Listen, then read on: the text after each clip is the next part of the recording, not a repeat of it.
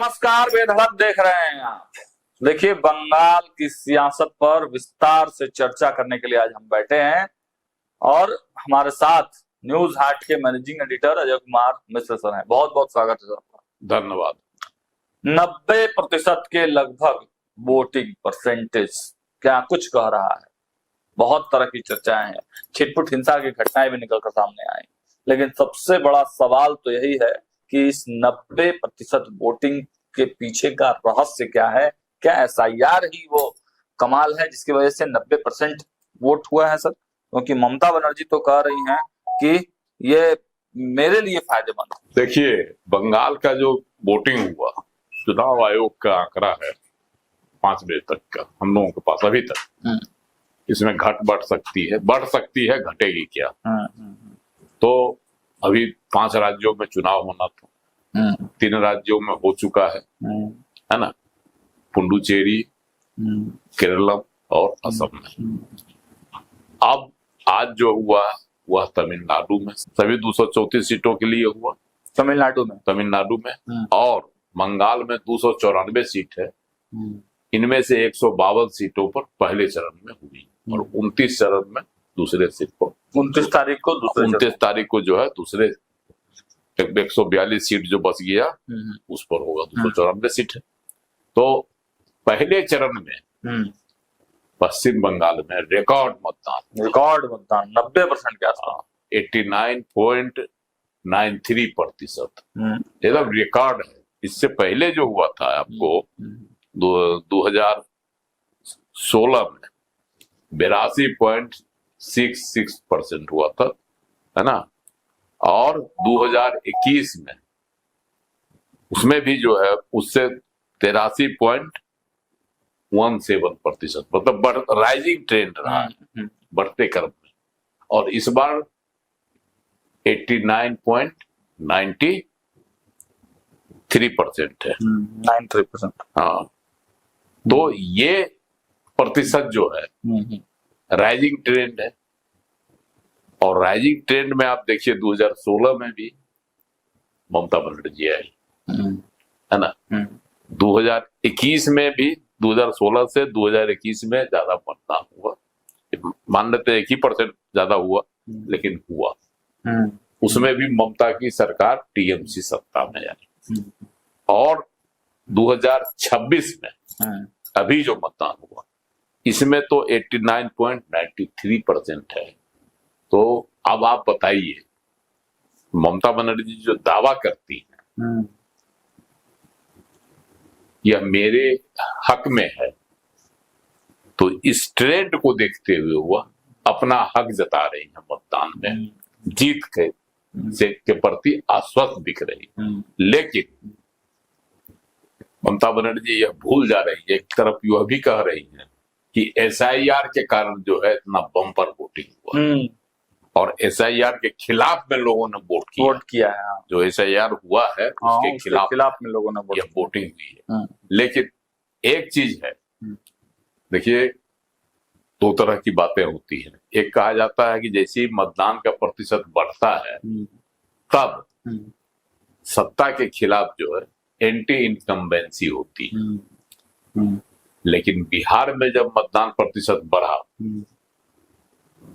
तो दोबारा नीतीश कुमार जी की सरकार सत्ता में आ गई, है ना। जबकि उस समय सभी देश के जितने चैनल थे सब यह विश्लेषण कर रहे थे कि सत्ता के खिलाफ एंटी इनकम्बेंसी है, क्योंकि नीतीश कुमार की सरकार जो थी 20 सालों से, उसके आक्रोश में लोगों ने जो है भारी मतदान किया सरकार को बदलने के लिए। लेकिन नतीजे जो है ना उसके विपरीत आ गए। सरकार जो है फिर से सत्ता में आ गई, नीतीश कुमार की सरकार। तो टीएमसी के बारे में भी यही कहा जा रहा है, अनुमान है लोगों को, ना, ममता बनर्जी को और उनकी पार्टी के लोगों को, कि हमारे ही पक्ष में मतदान हुआ। लेकिन बंगाल में जो कभी कभी ऐसा होता है, बहुत सारे ऐसे उदाहरण हैं कि जब मतदान प्रतिशत बढ़ता है तब सत्ता के खिलाफ आक्रोश उभर कर सामने आता है। ममता बनर्जी की सरकार के खिलाफ तो जन आक्रोश है, मानना पड़ेगा। बहुत सारे कारण हैं इसके। एक तो वह संविधान को नहीं मानती है, न संवैधानिक संस्थान को मानती है, और न ही जितनी भी सरकारी एजेंसियां हैं केंद्र सरकार की उसको जो है वह स्वीकारती है। तीसरी है, ममता बनर्जी ने तमाम अभी कुछ दिन मतलब चुनाव के दौरान ही यह बड़ा बयान दिया था, पूरे देश में इसको लेकर सनसनी फैल गई थी कि अगर बंगाल में टीएमसी की सरकार नहीं रहेगी तो एक संप्रदाय विशेष के लोग हिंदुओं को चैन से रहने नहीं देंगे, है ना। हाँ, बड़ा बयान था, बड़ा बयान दिया था ममता बनर्जी ने दिया मुख्यमंत्री होने के नाते, जबकि इतना उथल पुथल हो तब भी 75% आबादी अभी भी बंगाल में हिंदुओं की ही है ना। कुछ क्षेत्रों में ठीक है मुस्लिम बहुल इलाका है, 7% तक मुसलमान हैं, लेकिन ओवरऑल पूरे देश में पूरे राज्य में हिंदुओं की आबादी मुस्लिमों से 3 गुना अधिक है ना। हाँ, बिल्कुल बिल्कुल। बावजूद इसके तीन मतलब समझिए 30% 25% मुस्लिमों की तरफदारी करते हुए हिंदुओं को धमकी दे रही थी। तो हो सकता है कि ममता बनर्जी की उस धमकी का है ना आक्रोश भरा मतदान हुआ, इससे भी वोट प्रतिशत बढ़ा। हाँ, हो तो सकता है। और दूसरे कुछ राजनीतिक विश्लेषक कहते हैं कि SIR हुआ तो जो 90 लाख की वोट कटा है, अवांछित वोट ही था। अवांछित वोट था, वह कटा है, तो स्वाभाविक है कि वोटिंग प्रतिशत बढ़ेगा। हाँ, बढ़ेगा बिल्कुल। लेकिन वोट में जो उत्साह दिखाई पड़ रहा, बहुत उत्साह, सुबह से ही जो लाइन एकदम भयंकर लाइन था, युवाओं का, बुजुर्गों का। और दूसरी बात है कि इसके पहले 21 के चुनाव को आप देख लीजिए या 16 के चुनाव को देख लीजिए आप। 21 के चुनाव में हिंसा की कितनी घटनाएं हुई, बहुत। हालांकि हिंसा की घटना आज भी हुई, एक मौत भी हो गई है ना हिंसक झड़प में। और भाजपा के एक महिला प्रत्याशी थी अग्निपाल मित्रा, उन पर हमला हुआ। एक शुभेंदु सरकार थे भाजपा के प्रत्याशी, उन पर हमला हुआ, दौड़ा कर पीटा गया। अब कई जगहों पर जो है झड़प की भी खबरें आ रही हैं। और कभी टीएमसी के सिरमौर रहे हुमायूं कबीर के साथ, है ना, टीएमसी कार्यकर्ताओं की खूब मारपीट हुई मुर्शिदाबाद इलाके में, हुई ना। तो हिंसा की भी छिटपुट खबरें आई, जो व्यापक पैमाने पर खबर आती थी। मुर्शिदाबाद में कल रात में ही बमबाजी हुई।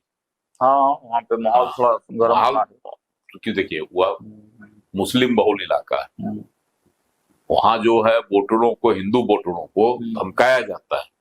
उसी के बारे में कहा जाता है कि वहाँ डेमोग्राफी चेंज हो गया, 60% मुसलमान वहाँ। और वहीं जो है बाबरी मस्जिद बनाने की कवायद चल रही है, वह भी, उसके भी पुरोधा है हुमायूं कबीर। हाँ, तो ये एक तस्वीर है।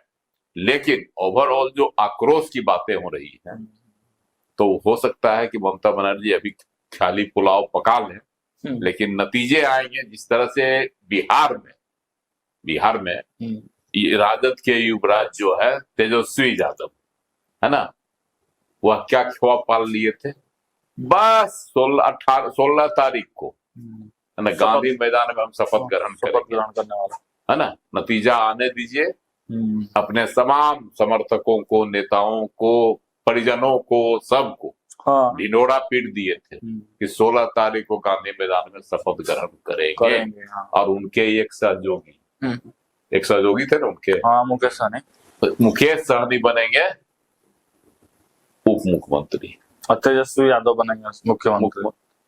तो ये एक ख्वाब आई थी, तस्वीर एकदम ढिंढोरा रिजल्ट आने से पहले ही किया जा रहा था। मतदान का जो भारी प्रतिशत हुआ था, तो सम्राट चौधरी यही ख्वाब देख रहे थे।